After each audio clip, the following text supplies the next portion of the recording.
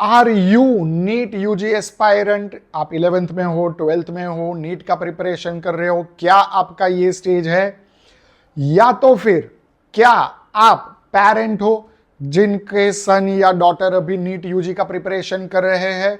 If yes, this video is very important for you. It can change entire life of NEET UG aspirant. पूरा life changing video है ये. एक बहुत ही बेहतरीन आइडिया है. Can you imagine NEET without fear, without stress, without tension, without sorrow? क्या आप नीट ऐसा इमेजिन कर सकते हो?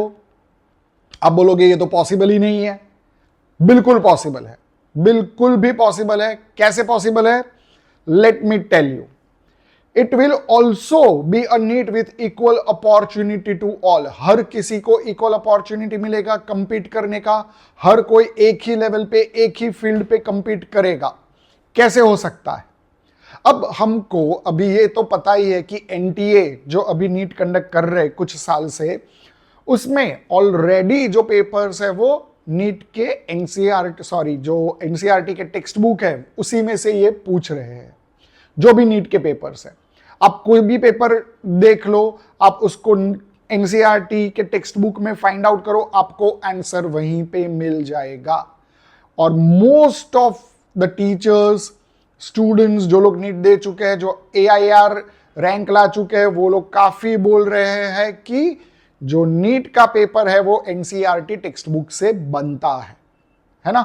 और क्यों ना हो, क्योंकि एनसीईआरटी का जो सिलेबस है, एनसीईआरटी का टेक्स्ट बुक है, that is the most common text book in India. तो अब सिर्फ एक चीज का रिक्वेस्ट है एनटीए से कि ऑफिशियली अब डिक्लेयर कर दे बस कि नीट का जो पेपर होगा, नीट यूजी का जो पेपर होगा, वो 11th 12th physics, chemistry, biology के टेक्स्ट बुक से ही होगा. सिर्फ ऑफिशियल डिक्लेरेशन की जरूरत है. व्हाई? बिकॉज जो टीचर्स है, मतलब जो मेरे जैसे टीचर्स है, मैं बायोलॉजी पढ़ाता हूं, आई एम विकास व्यास. सो मेरे जैसे जो भी टीचर्स है या एजुकेशन में जो लोग भी है, उनको पता है कि बच्चे डाइवर्टेड रहते हैं. उनको लगता है यार 2 क्वेश्चन 5 क्वेश्चन अगर एनसीईआरटी के बाहर से आया तो ये जो तो है, ये बड़ा सा जो क्वेश्चन मार्क है, उसकी वजह से बच्चे इतना सारा डाइवर्टेड रहते हैं, इतना सारा रेफरेंस बुक्स, इतना सारा मटेरियल रिफर करते हैं और वही चीज रिफर करने में उसी में खो जाते हैं और जो इंपॉर्टेंट है वो नहीं कर पाते. उनका जैसे 100% ऑफ टाइम है, तो मान लो उनका 40 to 50% ऑफ टाइम एनसीईआरटी के बाहर का जो मटेरियल है उसी चीज के प्रिपरेशन में लग जाता है, उसी के प्रैक्टिस में लग जाता है, जबकि पेपर जो है मोस्टली एनसीईआरटी से निकलता है. बच्चे डाइवर्टेड रहते हैं और उसी की वजह से स्ट्रेस मेनली बिल्टअप होता है. आपको ऐसा लगेगा कि सर ऐसा कर देंगे तो papers will be very easy, सब एनसीईआरटी से ही आएगा, तो फिर तो मतलब हर किसी के ज्यादा मार्क्स आने लगेंगे. नहीं, ऐसा नहीं है. डिफिकल्ट पेपर बनाया जा सकता है. कंटेंट वही रहेगा, एनसीईआरटी का ही कंटेंट रहेगा, बट फिजिक्स में, केमिस्ट्री में, इवन बायोलॉजी में, मैं बायोलॉजी टीचर हूं, मैं मेरे बच्चों को, मैं जो पढ़ाता हूं जो बच्चों को, उनको मैं ये बोलता हूं कि पेपर में बुक से निकालूंगा, अगर हिम्मत है तो फुल मार्क्स लाके दिखाओ. बहुत अच्छा प्रिपरेशन करते, बहुत अच्छे बच्चे. अभी तक काफी कम बच्चे हैं जो फुल मार्क्स उसमें ला पाते हैं. हाँ, आता है, फुल मार्क्स आता है. जो मेहनत करता है उसका फुल मार्क्स आता है. तो पेपर भी तो यही होना चाहिए कि जो मेहनत करेगा उसका फुल मार्क्स स्कोर होगा. बट यस, ऐसा कभी भी नहीं होगा कि paper will be very easy. हर किसी सब्जेक्ट में difficult question, logic based, application based questions पूछा जा सकता है और पेपर ऐसा ही होना चाहिए, सो दैट जो बच्चे मेहनत करते हैं, जो ब्राइट स्टूडेंट्स हैं, उनको फिल्टर किया जाए. मैं तो ये बोलता हूं पेपर ऐसा होना चाहिए कि 720 आउट ऑफ 720 पूरे इंडिया में से कोई ना ला पाए. बट हाँ, ये पॉसिबल है. टेक्स्ट बुक से ही पेपर बनाए, फिर भी ऐसा पेपर बनाए, ये बिल्कुल भी पॉसिबल है. ये क्या करेगा? ब्राइट बच्चों को फिल्टर करेगा और इन्फ्लेशन नहीं होगा. मार्क्स का, रैंक का इन्फ्लेशन नहीं होगा. इससे क्या बेनिफिट्स होगा? बहुत सारा बेनिफिट्स है, आप सोच भी नहीं सकते हो इतना सारा बेनिफिट्स है। कुछ बेनिफिट्स मैं यहां पे आपको लिस्ट डाउन करके बता रहा हूं। Dependency on costly coaching, fees, इतना सारा फीस जो देना पड़ता है वो काफी बच जाएगा। Dependency on reference books will be reduced. Financially weak student जो costly coaching, costly reference books afford नहीं कर सकते हैं, they will get equal opportunity to compete.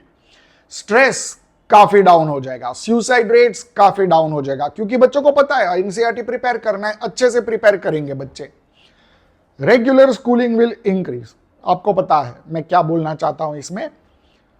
More teachers will be able to teach, क्योंकि सिर्फ एनसीईआरटी का syllabus होगा, काफी ज्यादा टीचर्स अवेलेबल हो जाएंगे इंडिया में नीट का प्रिपरेशन करवाने के लिए। Students may not need to migrate for education, उनके होम टाउन से बाहर जाने की उनको जरूरत नहीं पड़ेगी।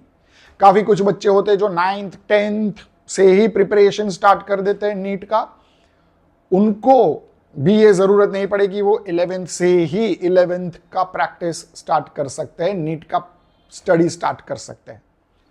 अब ये जो चीज है उसको मैं आपको डिटेल में प्रॉपर एक्सप्लेन कर रहा हूं। फर्स्ट थिंग कि dependency on coaching class, dependency on reference book will reduce. मैं बोल रहा हूं रिड्यूस होगा, बंद तो कभी नहीं हो सकता, बट वी ऑल्सो नो कि काफी कोचिंग क्लास होते हैं जो काफी ज्यादा फीस लेते हैं बच्चों से। अब हर कोई बच्चा इतना ज्यादा फीस अफोर्ड नहीं कर सकता। मैं भी ओनर हूं कोचिंग क्लास का, मैं भी फीस लेता हूं बच्चों से, ऑब्वियस है फीस तो लेते ही है कोचिंग क्लास वाले, बट मुझे भी ऐसा एक्सपीरियंस हो रहा है कि सारे बच्चे मेरा फीस अफोर्ड नहीं कर पाते हैं, या जो भी और कोचिंग क्लास है इंडिया में, और बहुत सारे बच्चे होंगे जो उसका फीस अफोर्ड नहीं कर पाते हैं। तो इसकी वजह से क्या होगा कि फीस डाउन, क्योंकि एनसीईआरटी में से ही पूरा पेपर बनेगा तो फीस लेवल डाउन होगा। ऑब्वियस है, मतलब इसमें मैं भी आ गया कि मुझे भी शायद फीस कम करना पड़े, या मुझे भी शायद बहुत ज्यादा कंपटीशन फेस करना पड़े, बट मैं इतना सेल्फिश नहीं हूं कि सिर्फ मेरे बारे में सोचूं। अगर मैं अच्छा पढ़ाता हूं मुझे ट्यूशन्स मिल जाएंगे, पर अभी मैं हर एक बच्चे के लिए सोच रहा हूं। इंडिया में जो एवरी ईयर अभी तो 24 to 25 lakhs बच्चे जो नीट दे रहे हैं, मैं वो उन सब के लिए सोच रहा हूं कि उनका डिपेंडेंसी कॉस्टिंग की वजह से ऐसा नहीं हो पाएगा कि कुछ बच्चा शायद ऐसा सोचे कि चलो नीट नहीं करना है। तो फाइनेंशियली वीक स्टूडेंट जो है वो भी अच्छे से नीट प्रिपेयर कर पाएंगे। कुछ बच्चे हैं जो विलेजेस में रहते हैं, जिनके पास इतना अच्छा इंफ्रास्ट्रक्चर नहीं होता है, इतने अच्छे टीचर्स नहीं होते, जो ऑब्वियस है, एक चीज तो काफी ऑब्वियस है कि जो अच्छे टीचर होंगे वो अच्छे कोचिंग में जाएंगे ताकि उनको अच्छा सैलरी मिले, या तो खुद का कोचिंग क्लास एस्टैब्लिश करेंगे सो दैट उनको इनकम अच्छा हो। ये बात काफी प्रॉपर है। तो जो इंटीरियर एरिया है, जो टाउन प्लेसेस है, जो विलेजेस है, उसमें इतने अच्छे टीचर्स, इतना अच्छा इंफ्रास्ट्रक्चर अवेलेबल नहीं हो पाता है। तो अगर एनसीईआरटी ही प्रिपेयर करना होगा, और अगर उनको पता चल जाएगा हाँ भाई एनटीए ने डिक्लेयर कर दिया सिर्फ एनसीईआरटी प्रिपेयर करना है, तो हर छोटे छोटी जगह पे ये सारा फैसिलिटीज अवेलेबल होगा, जिसकी वजह से stress will immensely go down, drastically reduce हो जाएगा स्ट्रेस उनका। सुसाइड रेट्स काफी रिड्यूस हो जाएगा। सुसाइड्स मोस्टली बच्चे क्यों अटेम्प्ट करते हैं? दुखी हो जाते हैं, स्ट्रेस्ड आउट हो जाते हैं, शायद अपने एक्सपेक्टेशन को मीट नहीं कर पाते हैं, या पेरेंट्स के एक्सपेक्टेशन को मीट नहीं कर पाते हैं। That is very unfortunate. Life में बहुत कुछ होता है अचीव करने के लिए। नीट, अगर मैं तो बच्चों को बोलता हूं नीट अगर क्लियर नहीं कर पाया फिर भी बहुत सारा अपॉर्चुनिटी है। I am not a doctor but I am doing good in my field. तो ये काफी रिड्यूस हो सकता है, काफी ड्रेस्टिकली रिड्यूस हो सकता है। Importance of regular schooling will increase, क्योंकि हर किसी स्कूल में एनसीईआरटी का सिलेबस होगा। अब इसमें मैं सोशल मीडिया पे ज्यादा खुल के नहीं बता सकता हूं, बट इस 11th 12th या नीट या जेईई से रिलेटेड जो भी लोग हैं, इवन कॉमर्स में भी जो लोग हैं और जो सीए बनना चाहते हैं, उन सबको पता है कि रेगुलर स्कूलिंग का इंपॉर्टेंस आज इंडिया में कितना कम हो गया है। अब अगर ये हम लोग फुलफिल करते हैं, ये अगर हो जाता है शायद, तो regular schooling will be back. With regular schooling देखो बच्चे अगर जब नीट का या जेई का या किसी भी कॉम्पिटिटिव टेस्ट का जब प्रिपरेशन करते हैं तो पूरा दिन उसी में लगे रहते हैं, पूरा दिन उसी चीज को प्रिपेयर करने में लगे रहते हैं। स्कूल अगर जाएंगे बच्चे, रेगुलर स्कूल जाएंगे, हंसेंगे, मिलेंगे, फ्रेंड से मिलेंगे, फ्री रहेंगे, उनका फिजिकल डेवलपमेंट, उनका मेंटल डेवलपमेंट काफी अच्छा होगा। डे टू डे लाइफ में ये सारा स्किल्स ज्यादा इंपॉर्टेंट होता है। हर पेरेंट, हर टीचर ये बात को समझ सकते हैं। More teachers will be available across India, क्योंकि एनसीईआरटी पढ़ाना है तो अभी बहुत सारे टीचर्स ऐसा होते हैं जो मना कर दे बच्चों को कि नहीं, हम लोग नीट का प्रिपरेशन नहीं करवाएंगे या जेईई का प्रिपरेशन नहीं करवाएंगे, हम लोग बोर्ड्स का प्रिपरेशन करवाएंगे। तो अगर नीट में सिर्फ एनसीईआरटी टेक्स्ट बुक आता है तो ये सारे टीचर्स प्रिपरेशन करवा पाएंगे। कितने सारे टीचर्स अवेलेबल हो जाएंगे नीट का प्रिपरेशन करवाने के लिए, और वो भी काफी अच्छे टीचर्स मिलेंगे बहुत सारे बच्चों को। अच्छा है, कंपटीशन रहता है तो अच्छा होता है। और एक बहुत बड़ा बेनिफिट होगा कि क्योंकि टीचर्स हर जगह पे अच्छे टीचर्स अवेलेबल होंगे, या तो हर जगह नहीं बोल सकता, बहुत सारी जगह पे टीचर्स अच्छे अवेलेबल होंगे, तो हर स्टूडेंट को अपने लोकल प्लेस में, अपने लोकल एरिया में, उनका विलेज हो या टाउन हो या सिटी हो, उनके जगह पे उनको अच्छे टीचर्स मिल जाएंगे, अच्छा एजुकेशन मिल जाएगा। हर किसी को अपना होम टाउन छोड़ के, या हर किसी को नहीं, बहुत सारे बच्चों को अपना होम टाउन छोड़ के उस जगह पे, उस सिटी में जाना पड़ता है जहां पे अच्छा एजुकेशन मिले।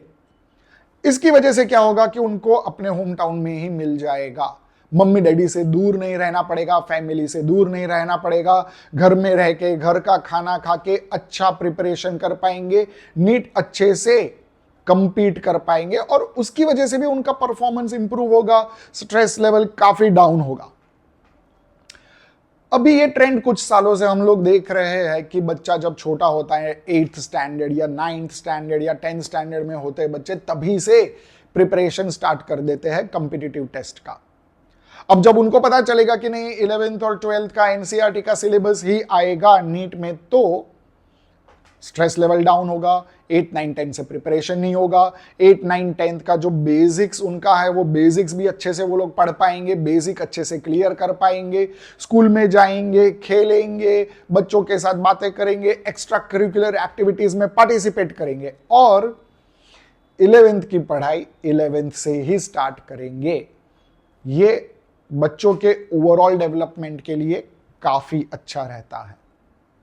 So we just have to request to NTA कि प्लीज ये चीज ऑफिशियली डिक्लेयर कर दो। आप वैसे भी एनसीईआरटी टेक्स्ट बुक से ही पेपर बना रहे हो, तो इसको एक बार ऑफिशियल डिक्लेरेशन कर दो, बस उससे बहुत सारी चीज का सॉल्यूशन आ जाएगा। और हमको पीसफुल रिक्वेस्ट करना है, ओनली पीसफुल रिक्वेस्ट, ओके। और अगर एनटीए नहीं मानता है, ठीक है, we should accept it respectfully हम उसको एक्सेप्ट करेंगे, ठीक है, चलो फिर जो है हम लोग उसी तरीके से प्रिपरेशन करेंगे। पर ये कैसे हो सकता है, मतलब ये वीडियो तो मैं बना रहा हूं, कैसे करेंगे? ऑब्वियस मैं तो ये तो बोलूंगा कि प्लीज आप शेयर करो, मैक्सिमम लोगों को शेयर करो। देखो कमेंट का सेक्शन तो मैं ऑफ रख रहा हूं, मुझे वो नहीं जानना है सर अच्छा वीडियो बनाए, ये है वो पता है, अच्छे कॉज के लिए बना रहा हूं। लाइक्स भी नहीं चाहिए आपका, मुझे लाइक्स नहीं चाहिए। इसको शेयर करो प्लीज, जितने लोगों के साथ हो सकता है उतने लोगों के साथ शेयर करो। जब इसका अवेयरनेस क्रिएट होगा उसके बाद क्या कर सकते हैं, अवेयरनेस क्रिएट होने के बाद एक कोई तो कुछ लोग तो होंगे जो शायद राइटिंग में कुछ सबमिट कर सकते हैं एनटीए को इसके बारे में। सोशल मीडिया पे आप अवेयरनेस क्रिएट कर सकते हो, प्रिंट मीडिया में अगर अवेयरनेस क्रिएट हो जाए काफ़ी अच्छा है। बहुत सारे पेरेंट्स होते हैं जिनका कुछ पॉलिटिकल कनेक्ट होता है या जानते हैं, या कुछ पॉलिटिशियंस होंगे जो एक्टिव होंगे उनके एरिया में, उनको रिप्रेजेंटेशन दिया जा सकता है। अगर कोई एडवोकेट है, कोई जज है, कोई पेरेंट, उनको लीगल रास्ता पता होगा कि क्या क्या करना चाहिए लीगली।